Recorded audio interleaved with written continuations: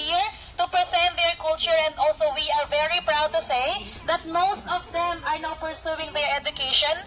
Group of dragonflies swarming around in the mid-air that indicates that the rainy season is about to come. And of course, along with the rainy season is also their planting season. So during those times po, there were no technical communication, there were no television or radio for them to spread the rumors, to spread that there will be a change in weather. So instead, they will just imitate the movement of the swarming dragonfly to inform the whole tribe about the sudden change in weather. Okay, once again, welcome them for their dragonfly dance or sayaw na Gabi.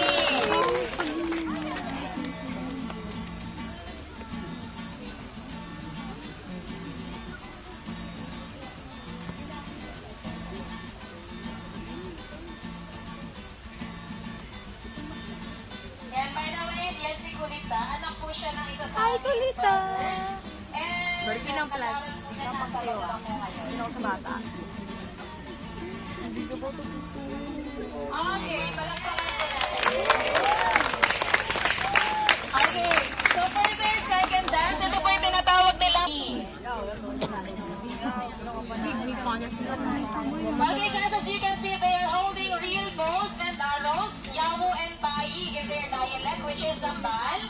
Ilag-ilag na lang po ha, sometimes they accidentally release the arrows. Yun lang. Wait lang. Ate, may future pa ako.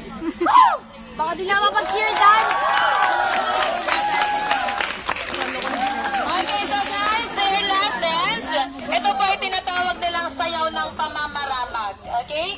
Pamamaramag, ibig sabihin po, Koy.